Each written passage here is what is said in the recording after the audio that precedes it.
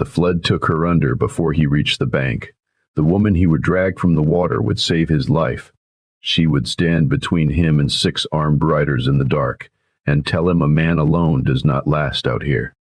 Tom Rourke threw the loop at a hand going down in the brown water and missed. He'd throw it again.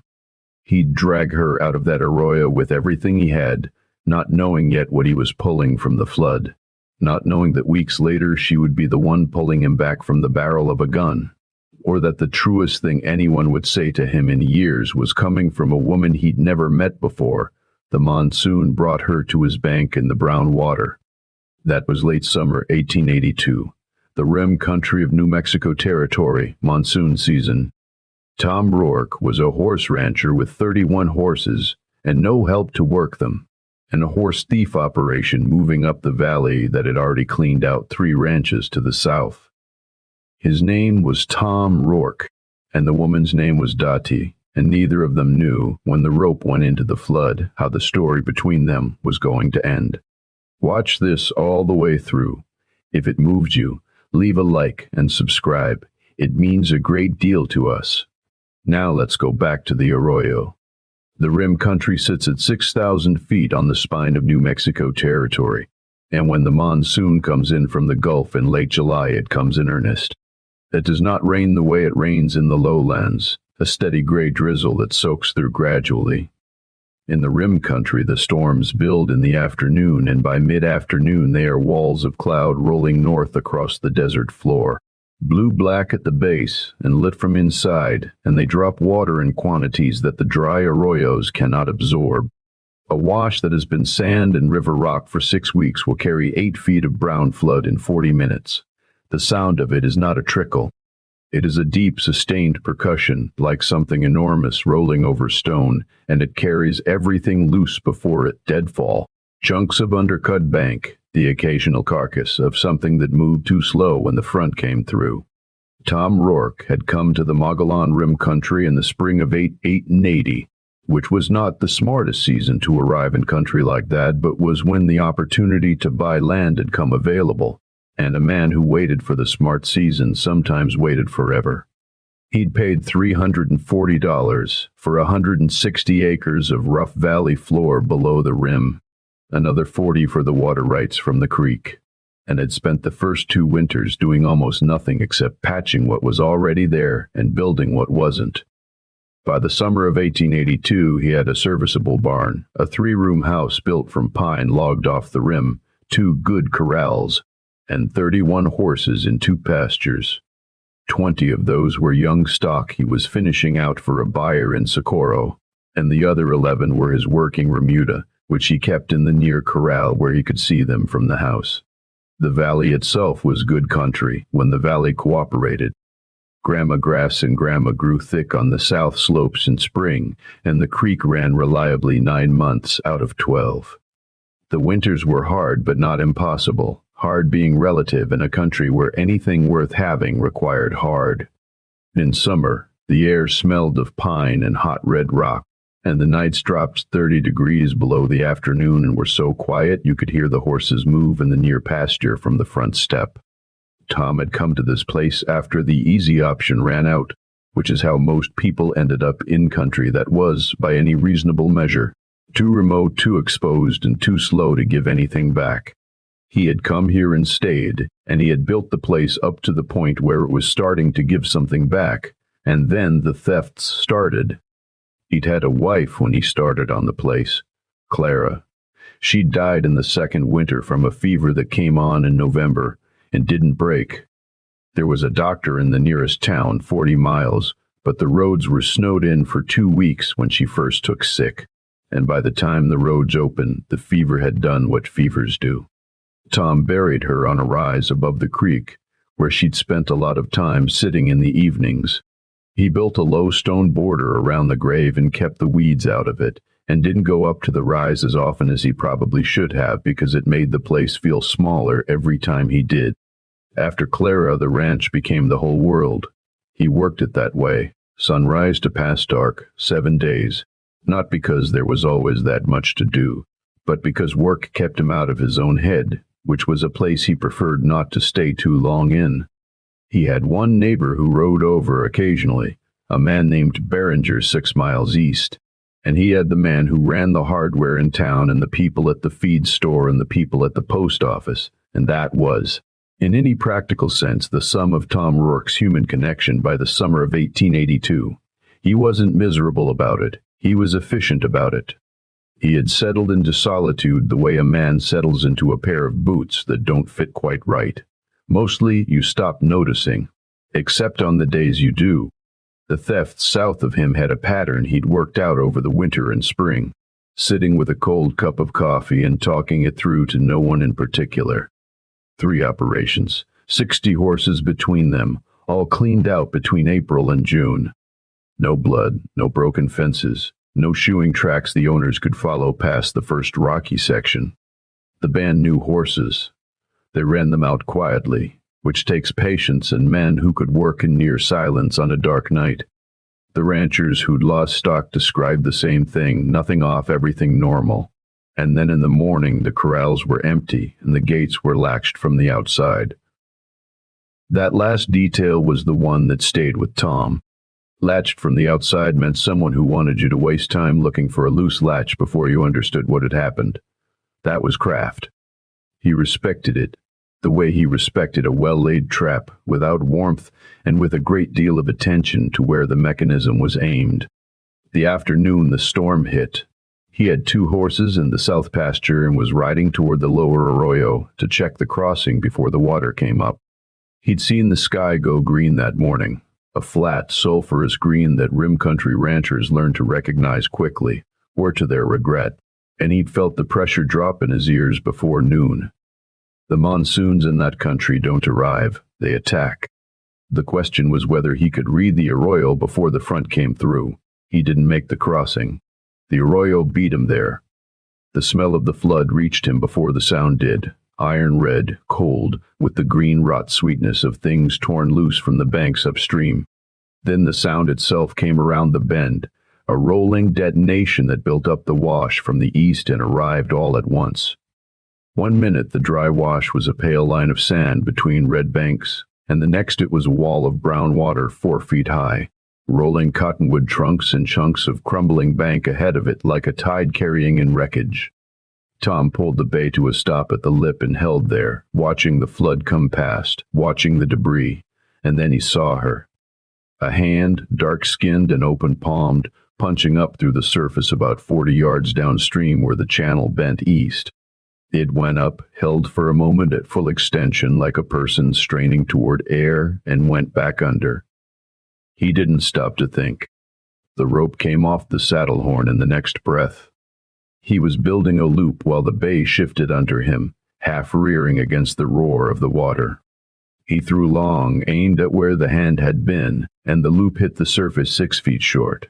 He pulled it back fast, swung twice to get the angle right, and threw again, lower this time, flatter, and felt the line go tight against something moving in the current. He wrapped a dolly around the horn and the bay planted its 4 feet and leaned back into the pull because the bay was that kind of horse, the kind that understood the work without being walked through it. The rope held. Whatever was on the other end was being dragged sideways in the current toward a pile of cottonwood branches caught against the near bank. Tom was off the horse before it fully stopped. He went down the bank in a controlled slide, both hands in the clay, hit the flood at knee depth, and waded in. Cold water, fast, full of grit and smelling of red earth and wet cedar. The current pushed against his thighs with more force than a man expected until he'd stood in a monsoon flood, and he kept one hand on the brush pile and hauled himself along it toward her. He reached the brush pile and grabbed a black-sleeved arm and pulled. It took 2 hard pulls to get her free of the branches. The second pull brought a length of deadfall with it that caught him across the shoulder, and he felt it as a brief shock of cold pain that he filed away for later. Not now. He got both hands under her arms and backed up the bank, water pulling at his knees, heels dug into the clay. A woman. Young, early 20s, he guessed later.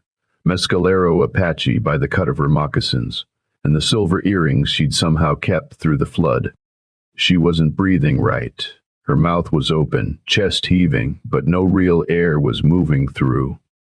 Tom got her onto her side on the bank clay and put the heel of his palm hard between her shoulder blades, once, the way you clear a foal's lungs, and she coughed up a great quantity of brown water and then was sick, and he turned his face and held her shoulder so she didn't go face down in it.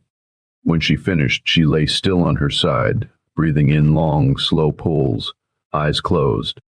He got his hands under her arms and moved her up the bank to flat ground away from the crumbling edge. He stripped his bedroll off the back of the saddle and laid it over her. The bay stood where it was, head down in the rain. Tom sat on his heels in the downpour and waited for her to come around. 20 minutes, maybe a little more. Her eyes opened in stages. First, the narrowed slits of a person not yet sure what they're waking to, then wider, then fully open and fixed on him with a look that had nothing grateful in it. It was the look a wild horse gives from a box stall on the first morning, reading the geometry, working out who was stronger, who was safe, who needed watching. He lifted one hand and turned the palm up to show it empty. A few words came out of her that he couldn't parse, her language, low and quick, rough from the water. A crease of pain across her brow said she'd taken a knock somewhere in the current. Her left temple had gone dark and was beginning to swell. She touched it herself with 2 fingers and registered the damage with the same flat efficiency he'd seen in men who'd been hurt before, and understood that the inventory could wait. Tom kept his voice even. "I don't speak that. But you're on my land and you're alive, and I mean to keep you that way. You can come to the house or stay in the rain. Your choice." He stood, retrieved his rope, coiled it, hung it back on the saddle. He didn't look at her while he did it. He gave her the minute to decide without feeling watched. The rain was still coming hard, drumming on his hat brim, turning the red bank clay to something that slipped and gave underfoot. She got to her feet under her own power. She was taller than he'd expected, and when she straightened fully, there was nothing of a nearly drowned woman in how she stood. Whatever the flood had done to her, it had not taken her bearing. She reached back and pulled a knife from her belt, a good blade, bone-handled, with a worn grip that meant she'd used it a long time, and held it at her side. Not threatening, not social either, just present. She was telling him what she was, not what she planned to do. Tom understood the distinction. He looked at the knife and looked away. "Keep it. I'm not going to take it." He put his foot in the stirrup and swung up. "House is a mile north. I'll walk slow." She followed. He learned her name before they reached the house. She gave it to him plainly, Dahti, without asking for his in return. He gave his anyway. Tom Rourke. She didn't repeat it back, but he could tell she was filing it. She had a way of attending to speech with a particular stillness, a slight forward lean to the attention, that he recognized as the habit of a person who had learned English as a second language and was still working it.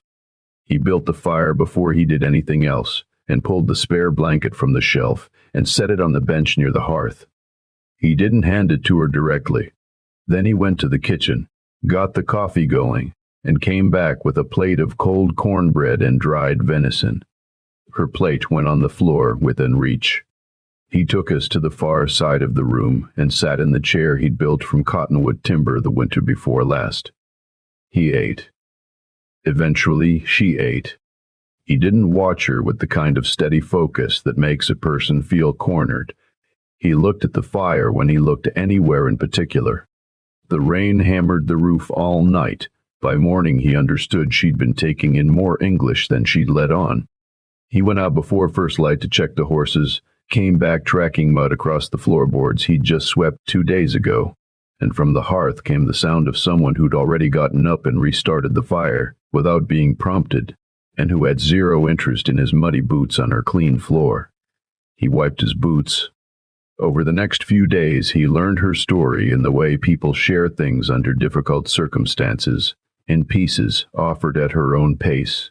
Nothing he pushed for. Her band had been moving south when the cavalry caught up with them near the Sacramentos. A skirmish, a rout, a scatter into the rocks in the cedar breaks. She'd been separated from her younger brother close in the confusion, and had been working her way back toward the river country, where she figured he'd be heading when the Arroyo crossing caught her. She laid this out with the flat, even steadiness of a person reporting damage to a fence. Not without feeling. He was not foolish enough to read that steadiness as no feeling. He understood it for what it was, a person who had learned not to let grief knock them down in a situation that still required them to be standing. He respected that more than he could have said, partly because it was something he recognized. She had a younger brother. She had people she'd lost and people she was still looking for, and a whole life that had been running parallel to his, with no point of intersection until an Arroyo and the monsoon pulled them into the same story. She had history and obligation, and a band scattered across country he didn't know, and she would be leaving when she was able, and both of them understood that without it needing to be stated. He brought out his brother's old Henry rifle on the fourth morning, cleaned, oiled, with 3 boxes of cartridges stacked beside it on the table. He put it there without explanation and went out to the corral. When he came back in at midday, she was at the table with the rifle across her lap, running a thumb along the action the way a person checks a familiar thing with care. Her hands on the piece were the hands of someone who had grown up using one. She had the loading gate open and was examining the magazine tube. And when Tom came through the door, she flipped the gate shut with a practiced click and set the rifle back across her thighs without looking up. He pointed at the cartridges. If you're going back into those hills to find your brother, you'll need something with reach. I'll need more than 1 box.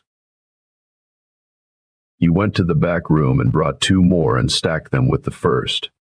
She loaded the magazine herself that afternoon, slowly and without hurry, feeding the rimfire rounds in one at a time. He watched her, not making a production of it, from the doorway.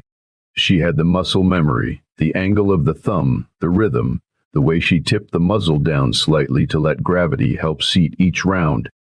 The Henry was not a simple tool, and she handled it like someone who had been given one before, or had taken one, or both. Later, she asked him to show her the ejection pattern on a jam. He cleared one deliberately, lodging a cartridge sideways in the action, and walked her through the fix. She ran the same jam and fixed herself 4 times, until she could do it without taking her eyes off the window. He noticed on the 5th day that she was reading the valet, not casually, with intent. Morning and evening she would stand at the east window or at the south corner of the barn, and she'd hold there for 20 minutes or more, watching the long approaches and the tree lines and the places where the terrain would shelter riders moving without wanting to be seen. He came around the corner of the barn one evening and found her in what he would have to call a sniper's position, back against the corner post, profile to the south, both hands up, shading her eyes against the last flat light. She was tracking something in the middle distance he couldn't see. He stopped a few feet away and stood. 3 days ago, Dahti said, still watching the valley, before the flood. 2 riders crossed the lower flat below the cottonwood break. They stopped at the tree line and watched your corrals for a long time before they rode out west. Tom hadn't seen it. He'd been in the near pasture. What direction did they ride out? West, toward the canyon road. He worked through the angles of this. What were they doing? She turned from the valley. Counting your horses. Tom was quiet for a moment. Then he asked her to describe the horses they were riding. She had one hand on the post, not holding it, just resting there, and she thought back with the same flatness she brought to everything practical. One brown, one gray with a dark mane. The brown horse moved oddly on its left rear, a hitch, not a full lameness, but something that had been there a while. The gray was younger, moved clean, had been handled hard. He knew the gray. A man named Pryor, who'd shown up in the valley 6 weeks ago and taken a room at the canyon settlement, rode a young gray horse. Tom had seen him twice, once at the feed store, where he'd asked careful questions about water rights and the distance to the Socorro Road, and once on the canyon track heading south after dark, which was an odd time to be moving in that direction for no reason Tom could see. He'd filed Pryor under the heading of things to watch. Everyone in that part of New Mexico territory knew about the string of thefts. 3 ranches cleaned out to the south in 2 months. Stock run off in the night without a disturbed fence post left behind. Careful, practiced work. The kind of work a man perfects through repetition. The operations all shared the same quality. Whoever was running them had studied the target before they moved, and they moved when they were certain. Tom had 31 horses in 2 pastures and a corral. He had no hired hand. He had no neighbor closer than 6 miles. He had a water approach from the creek side that a man on foot could use in the dark without coming near either gate. He went through the ranch that evening with new eyes, standing at each approach in turn, asking himself what a man would do who had no interest in being shot, and plenty of interest in running off stock without being caught. The picture he assembled was not encouraging. The water approach from the creek, the south pasture gate, which was on the blind side of the barn, the fact that the near corral was visible from the house only through the south window, which he did not habitually check at night.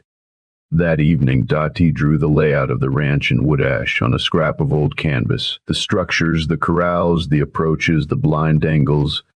She'd done it without his asking, and she'd gotten the positions right without having surveyed them, which meant she'd been holding the geometry in her head since she arrived. She had also marked the water approach from the creek. She put her finger on the east corner of the barn. I can cover the barn loft from this position. I can see all the way to the cottonwood break. If riders come through the break at night, I'll hear them before you do.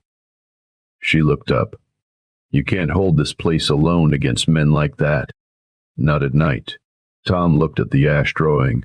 I know. I'll stay on the east side. You take the house. She studied him, looking for objection. When none came, she put her finger on the south gate.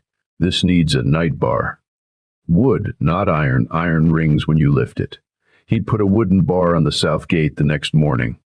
He found himself looking at her across the table and thinking about what it meant that this woman, who had every reason to move on, who had a brother waiting in the Sacramento hills, who owed him nothing except the courtesy owed between people who'd been through difficult weather together, was sitting here drawing military positions in wood ash on scrap canvas. Why are you still here? He meant it honestly. It was a real question. She smoothed out a smear in the ash. Because a man alone doesn't last out here, not against men like that. A pause. And because you gave me the Henry.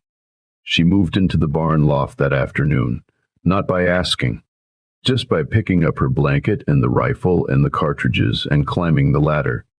Tom brought supper up on a plate and left it at the top rung without climbing in. He heard her settle herself in the boards with the particular controlled patience of someone who had waited out worse. He went back to the house. The days between that conversation and the night the veins came were the strangest stretch of Tom Rourke's life in the 2 years since Clara died, not because anything dramatic happened in them, but because of the quality they had. He'd built the rhythms of a man with no one to account for, eating when he remembered, sleeping when the work stopped, talking to the horses more than to any person. Those rhythms changed, without any discussion about it when Dahti was in them. She got up when he did, and was working before the sun was fully up, often already in the barn or checking the south fence before Tom had finished his coffee. She didn't need to be pointed at the next thing to do. She could look at a fence line and know which post was the one pulling the wire out of true. She could walk through the near pasture and pick out the mare favoring a foot before Tom noticed the irregularity in her gait. With horses, she was better than he'd expected. She had a way of approaching from the side, unhurried, that settled even the nervous stock. She was teaching herself English, or rather she was completing something she'd already started, and she practiced it by naming things aloud when she thought Tom wasn't close enough to hear, which he sometimes was. She had a good ear. Her accent was not heavy. She was clearly someone who had been listening to the language for some time before she needed to use it. In return, she taught him words in her language. 3 of them, the third day: water, fire, careful. She delivered the last one with a level look that suggested it was as much advice as vocabulary. She taught him a 4th word 4 days later, without ceremony, when he was doing something she'd apparently been watching him do wrong. He'd been coiling a lead rope the way he always coiled ropes, which was the way his father had taught him, which was not wrong exactly, but was one turn longer than it needed to be. She took the rope from his hand, recoiled it, and fewer passes, handed it back. The word she said translated, he found out much later, as something along the lines of efficient. She used it without irony. It was a compliment. He taught her the names he had for the horses. She received them without comment and used them correctly from then on. And she used them to the horses rather than to Tom, which was how he knew she'd taken them seriously. There was one horse she paid particular attention to, a blue Roan Gelding, the most restless in the remuda, a horse that had been trouble since Tom bought him off a man in Albuquerque who had sold him at below market price because he'd run out of patience. The roan had never settled completely on the ranch. He'd tolerate Tom barely, but he was not a horse that forgave much and did not pretend otherwise. Within 2 days of Dahti's arrival, the roan had started coming to the fence when she walked past. By the 4th day, he was following her along the inside of the rail like a dog following a person it has decided to trust. Tom noticed this and did not comment on it immediately. He watched it for another few days, the way you watch something that you don't fully understand yet but that you can tell is real. Then one morning he went to the fence, and the roan came to him. Not all the way, not with the same ease. It came to Dahti, but enough to take a piece of dried apple from his palm without moving sideways first. He walked to the barn and found her working on a piece of harness and put the question to her about the roan. The answer was simple. She had been approaching him from a different angle. She'd watched how Tom came at the horse, straight on, which was efficient and the natural instinct, and understood that this particular animal found it confrontational. She'd gone at him from the left quarter, below eye level, without prolonged direct eye contact. 3 days of this and the horse had recategorized her. It was not a complicated thing, but it required paying attention to what the horse was actually feeling rather than what seemed logical to the person approaching it. Tom carried that with him. There were evenings, in those strange weeks, when the two of them would be at the house after the work was finished. Dahti at the table with the Henry partly disassembled for cleaning, Tom in his cottonwood chair with whatever accounting needed doing, and neither of them talking, and the quiet between them was nothing like the quiet he'd been living in for 2 years. That solitude had been a condition, something his life had arranged itself into by default. This was different.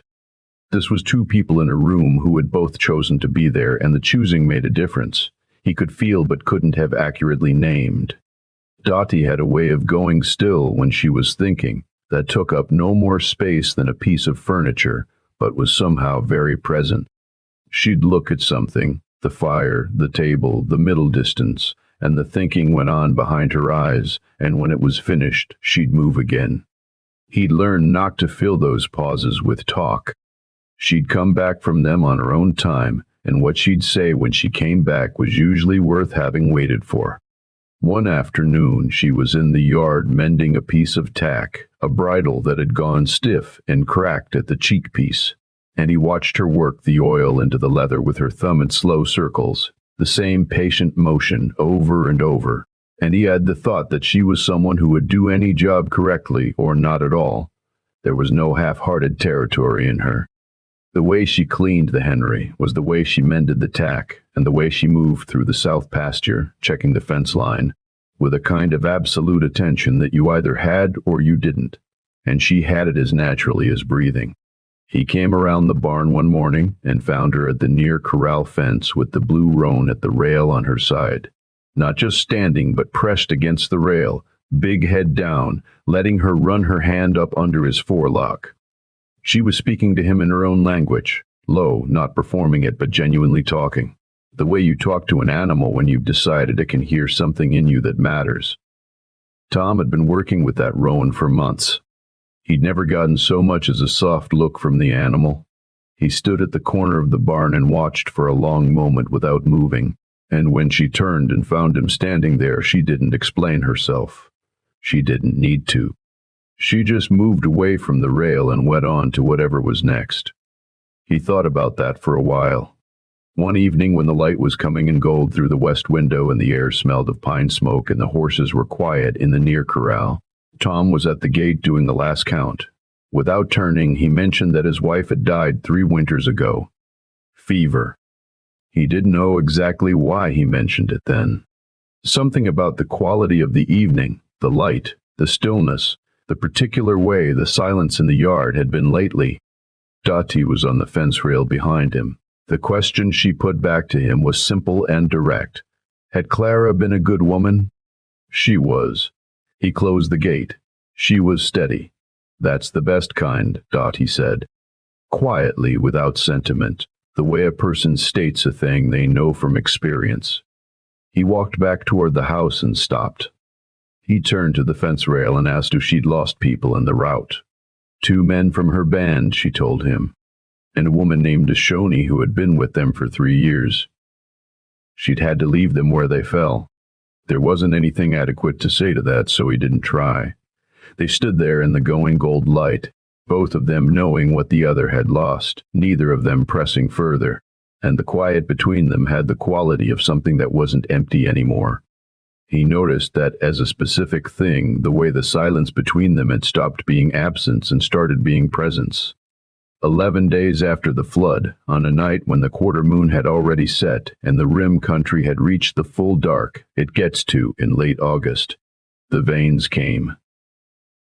Tom woke to the sound the horses make when something worries them in the dark, not full alarm, just the shift and stamp of a herd that has caught a smell it doesn't like. Years of ranching had written that sound into him as deep as breathing. He was dressed and had the Winchester off the wall hook in the time between awareness and full waking. He went to the south window and held back from the glass. The corrals were 100 yards out, visible as a dark shape against the slightly less dark ground. The horses were still moving, not settling. A figure crossed the corral fence, then another, both on the far side, heading toward the gate. He went out the back door, low and quiet, working along the wall of the house toward the south corner where he had a sight line to the corrals.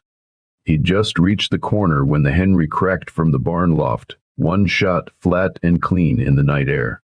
A man in the corral sat down hard. The horses broke in a wave of sound and movement.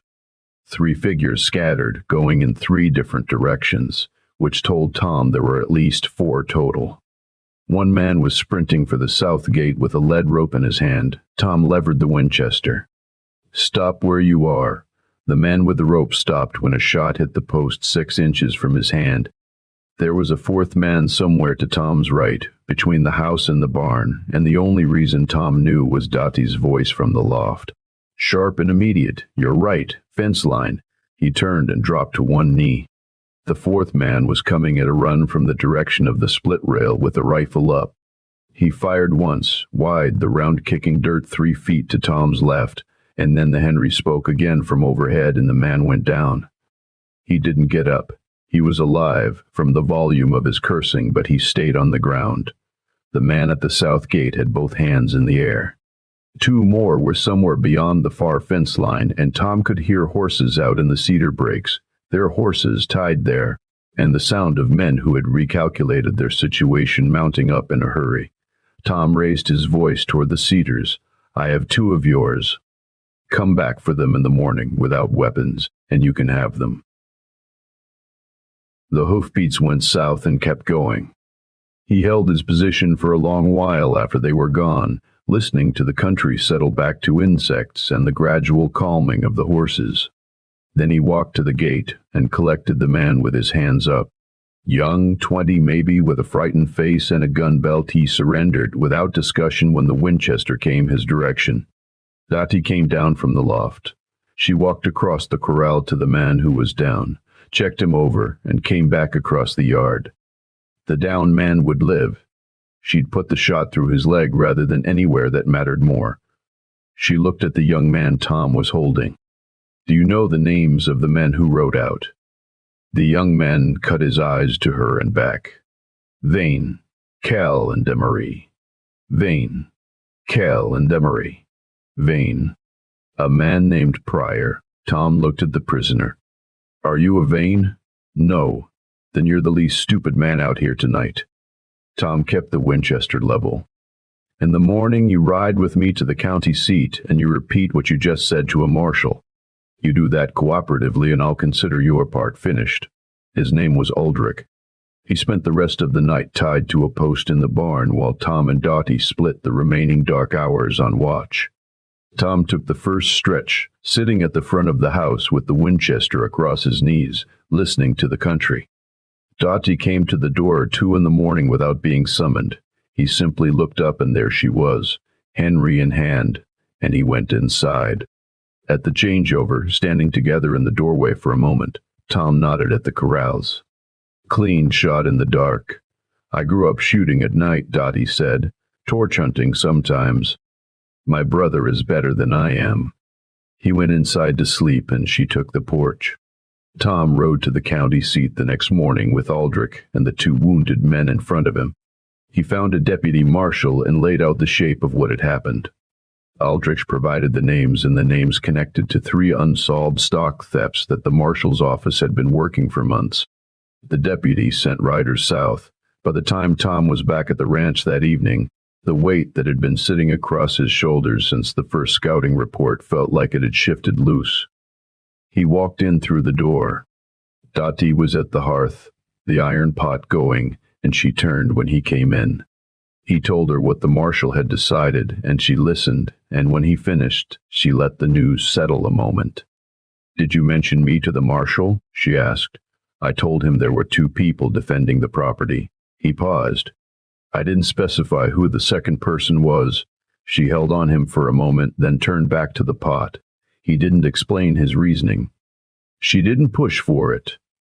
There are things that don't need explaining between people who sat up through a fight together and traded a night watch without needing to negotiate it. She left 11 days later. He could see it coming before she brought it up. It built the same way weather builds, visible in small changes if you were paying attention. More time standing at the southern edge of the property with her eyes on the Sacramento hills in the distance.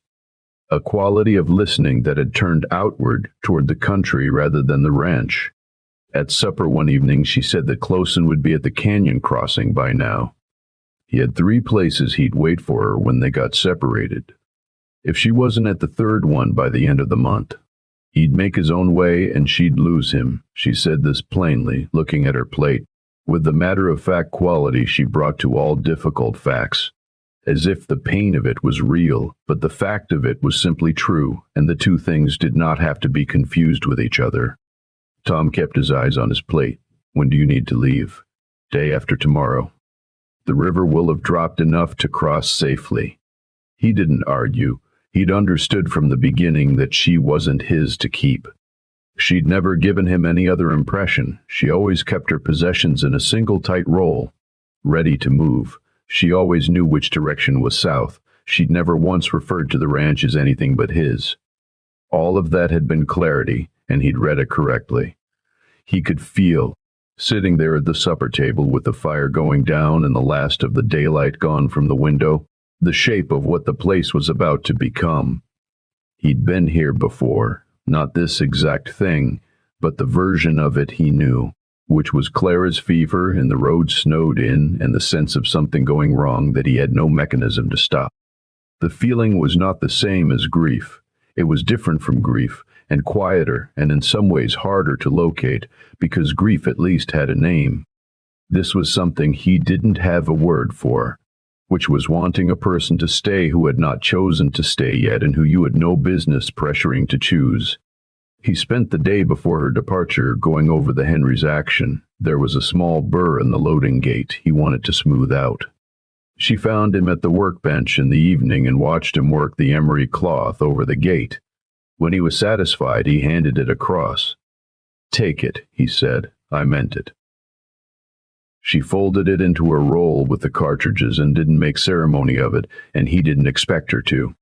That last evening they stayed at the table after supper, the fire burning down slowly, neither of them in a hurry to rebuild it. They talked the way people talk when they know the time is finite. She told him more about Closen, how the boy had been speaking more English than Apache lately, how he had a particular way with horses that she thought might make something of him in a different version of their world.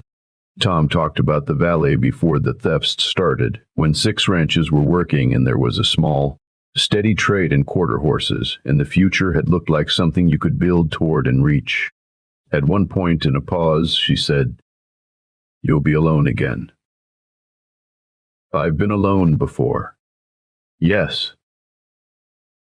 "A beat. A man alone doesn't last out here.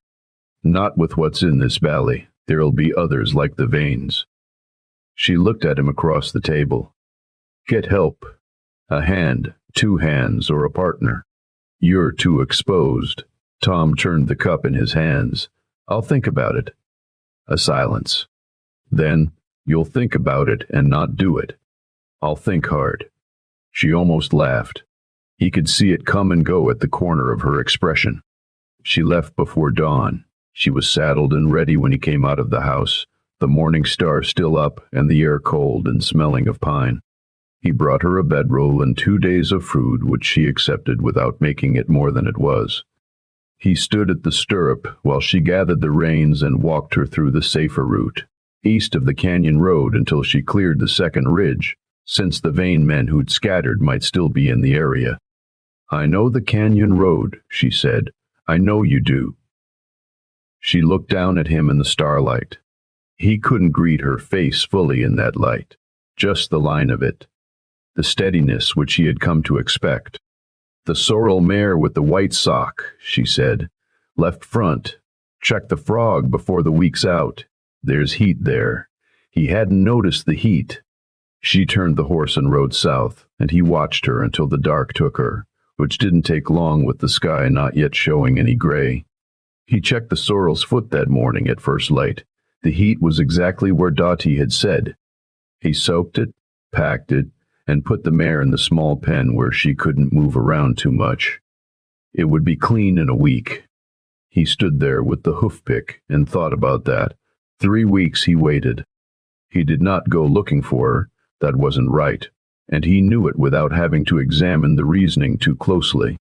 She was capable of everything the situation required and more. She had gone to find her brother, and that was what she was doing, and a man who went after her would be making a decision about her life that was hers to make, which would be precisely the wrong kind of man to be. But he watched the south approaches more than fence repair required, and he kept the spare bunk made. And on evenings when the light was right and the valley was quiet, he'd stand at the south edge of the property and look toward the Sacramentos, the way a person looks at something they are not willing to call what it is yet. He tried to account for the 3 weeks by the work they produced. The south gate had its wooden bar. The near corral had new posts on the 2 that had been sinking. He'd patched the barn roof where it leaked at the north corner, which was something he'd been deferring since the second winter. He went through the remuda one by one and checked feet and teeth and noted what was coming due and made a list, which he never usually bothered with because he'd always held it in his head, and his head had always been sufficient. He had that list now on a scrap of paper tacked to the barn wall, and it was the most organized he'd been about the horses in 2 years, and he wasn't sure if that was a sign of something getting better or something trying to fill a gap. The Roan Gelding went off his feed for 3 days in the second week. Tom tried everything he knew, which was considerable. The horse would come to the fence rail, but wouldn't eat from his hand. He tried the approach Dahti had showed him, left quarter below eye level. No prolonged eye contact, and the roan came all the way in and took the dried apple and stood for a long while with his nose against Tom's chest, not doing anything in particular, just standing. Tom kept his hand on the neck and didn't move for a while. Then the horse walked away and went back to the water trough and drank, which was the first real interest in anything the animal had shown in 3 days. Tom didn't know what to make of that. He went on. The ranch had a particular quality in those weeks that was different from the 2-year solitude he'd built before Dahti arrived, and different again from the 11 days she'd been in it. The first solitude had been a condition, a settled thing, something he'd accommodated the way you accommodate a room that doesn't have enough light. You move around in it, you do what needs doing, you stop noticing the dimness after a while. This was not like that. This had a shape to it, the way a room has a shape after someone moves out of it. You feel the dimensions of what was there. He patched 3 fence sections that didn't need patching. He built a new gate for the south pasture, that the old gate probably had another season left in it.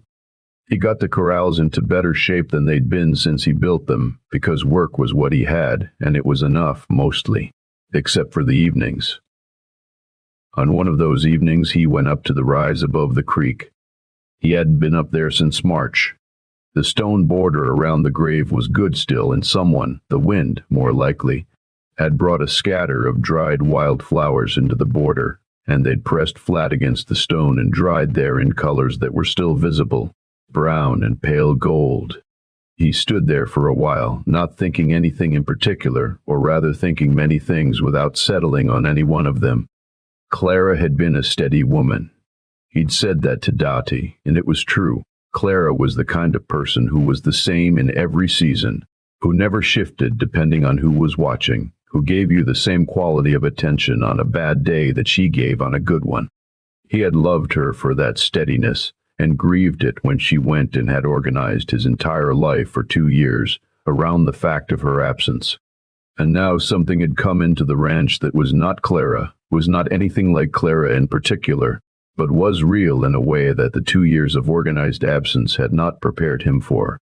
He went back down to the house and made supper and ate it alone and thought about the Roan Gelding coming to the fence, and about the woman who had figured out how to make it do that, and about the Sacramento foothills that were somewhere to the south and out of sight. On a Wednesday, late in the summer, he was at the water trough checking the pump fitting when the bay in the near pasture lifted its head and pointed its ears south. Tom straightened slowly. 3 riders were crossing the lower flat. He recognized one of them from a distance, the way you recognize something you've spent 3 weeks half expecting. The set of the shoulders, the way of sitting a horse. He set the wrench down and walked to the house step and waited. Dahti came into the yard at a walk. The 2 riders with her were Apache, a young man on a paint horse, 18 or so, lean and straight-backed with the eyes of someone who has seen more than his years would suggest, and a woman of about 40, rifle across her saddlebow, riding with the ease of someone who had been doing it all her life. Dahti pulled up. She gestured at the young man, her brother Closen. Closen looked at Tom with a frankness that was not quite rude.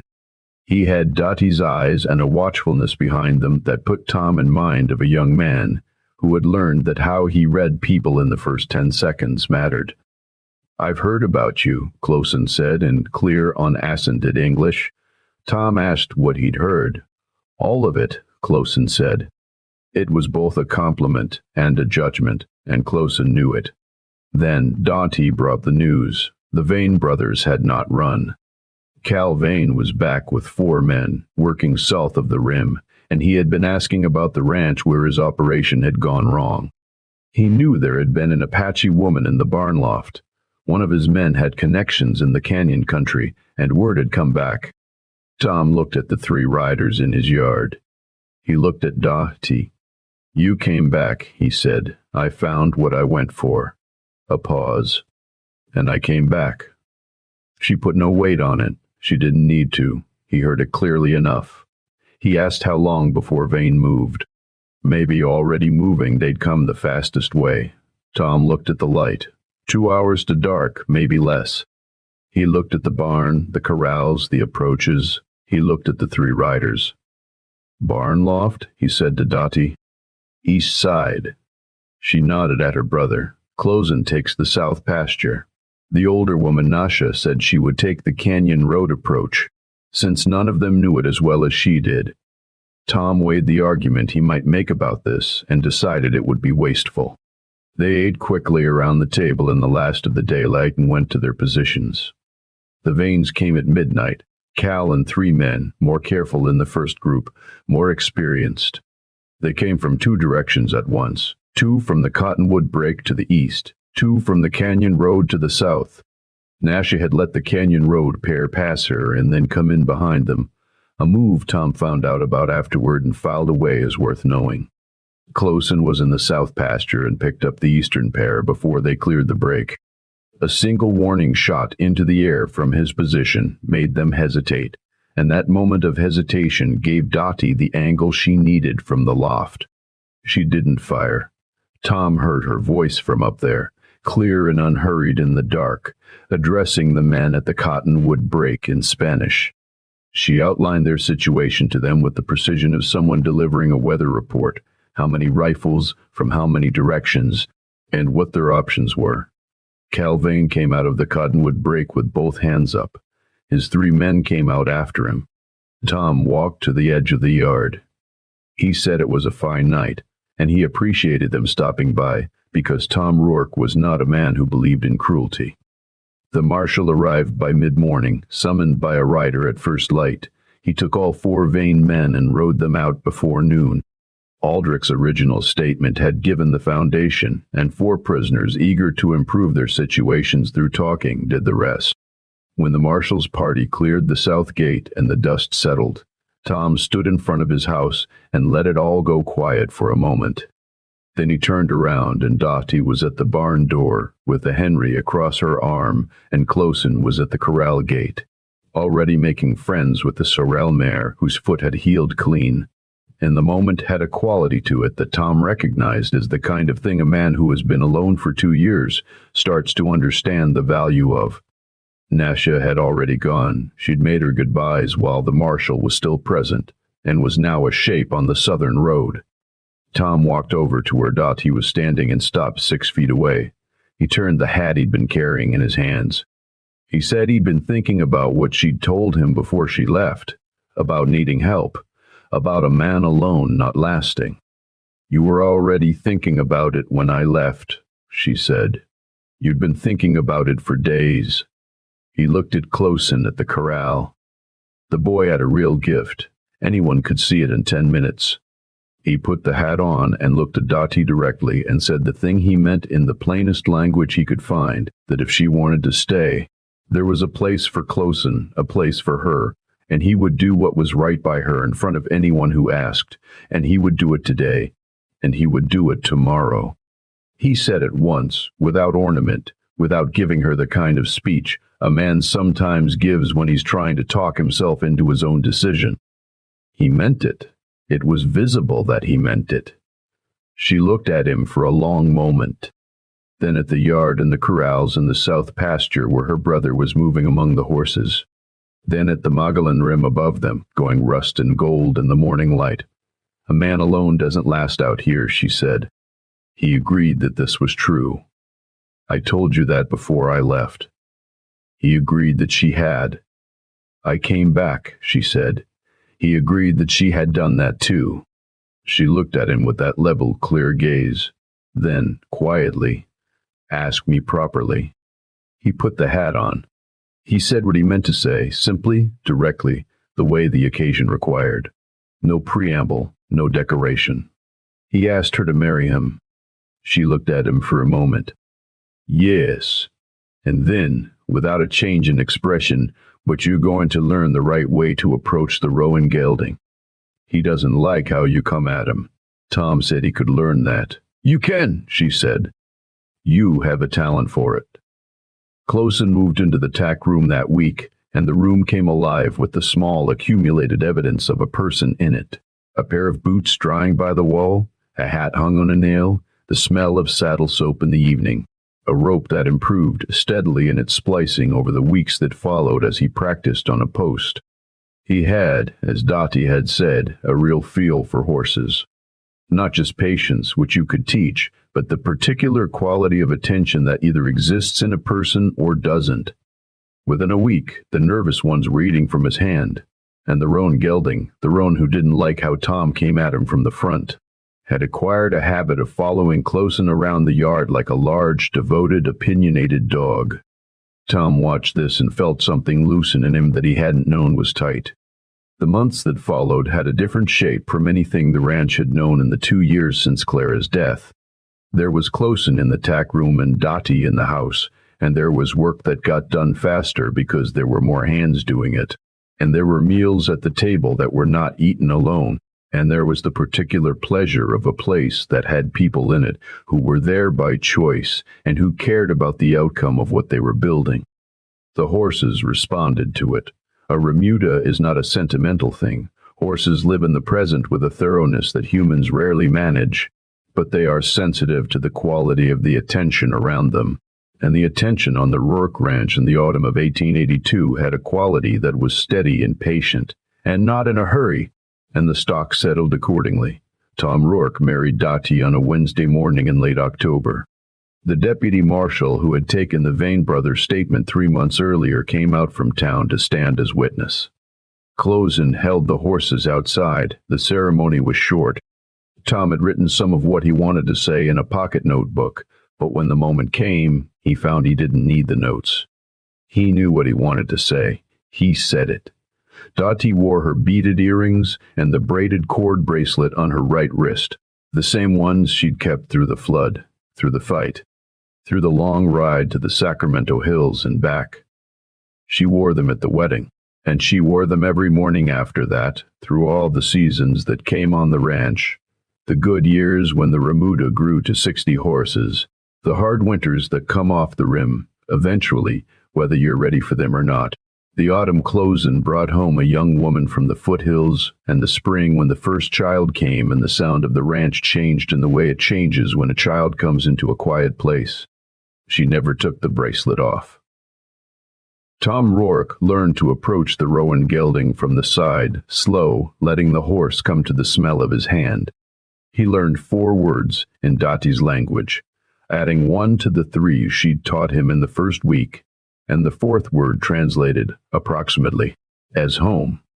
He learned that the quiet that exists between 2 people who have earned each other's company is not the same thing as the quiet of a house with no one in it. The first kind fills up.